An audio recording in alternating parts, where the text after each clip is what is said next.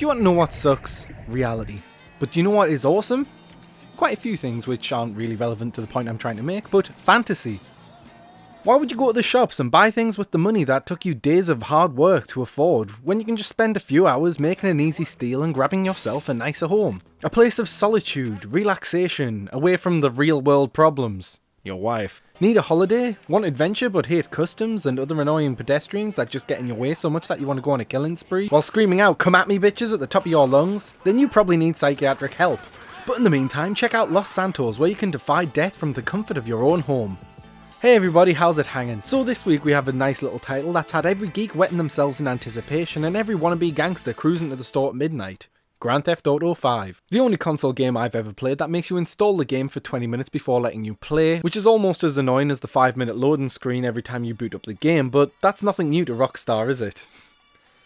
So now in a nice, shiny and very graphically appealing land of Los Santos and San Andreas, we have not one, not two, but 3 manic psychopaths to control, as you venture out doing whatever you feel like for that day. You can go on a killing spree, visit your local watering hole, or go sightseeing. There are other things to do outside of the strip clubs, so do make sure that you check out the missions. But for now, back to our 3 psychopaths. Rockstar have tried to cover the bases and appeal to every consumer. We have the down and out Franklin Clinton, who's looking for the next big break to get himself some more paper. You have the completely off the rails manic meth dealer Trevor Phillips, who you could mistake for being a complete psychopathic version of Walter White, as he brews up meth in the San Andreas desert. But my personal favourite character is the ex-retired bank robber Michael DeSanta, and not because he's 100% G or a raving lunatic, but because he has a believable and touching story surrounding him. Through Michael we finally see Rockstar growing up and tackling some real issues, even if they do it with a few gags along the way, but we see a self-destructive relationship, and his character deals with modern urban family problems, like a cheating wife or a daughter who gets mixed up with some porn-directing frat boys. And the non-existent relationship with his lazy scumbag geek of a son who does nothing but lie in bed all day playing video games in his mom's house while maintaining a healthy diet of drinking soda pop. I mean, if I lived like that, I'd probably hang myself. So each character has their own stats for you to level up and train, and a special ability. For example, Franklin the driver can enter a bullet time style stage whilst driving at high speeds to avoid collisions and to stop you from spinning out. Whilst Trevor uses his Hulk-like rage to enter a rage mode, dealing double damage whilst only taking half himself. This adds a little more to the gameplay, but it's nothing extravagantly new. My favourite is the driving ability, as it allows you to get across town a lot faster and to lose the police much easier after accidentally causing a 10-car pile-up and mounting the curb, taking out a group of unsuspecting pedestrians. The city is huge and it's a delight to explore the lovely polished world, but it is a little hard not to feel a little disappointed.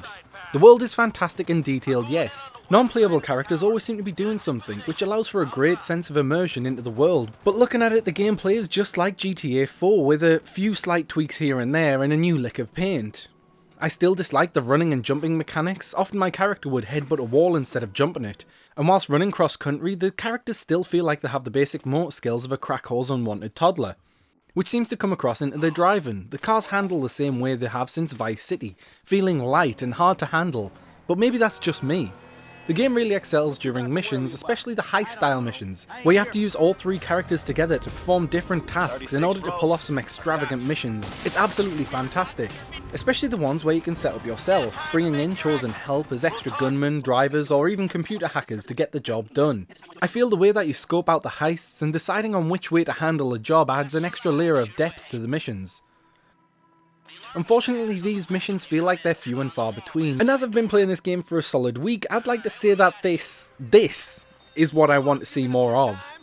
It has had me glued to the game trying to find my next big mission, but I feel like I'm being slightly led on by GTA 5. It gives you a taste of the good stuff and then leaves you hanging there for a while, allowing your excitement to build, and then just before blood's about to come gushing from your ears in a rage-fueled frenzy, it lets you have another taste of the goods to keep you appeased a little bit longer. And as the good little gamer you are, you plow on through the game to find your next fix.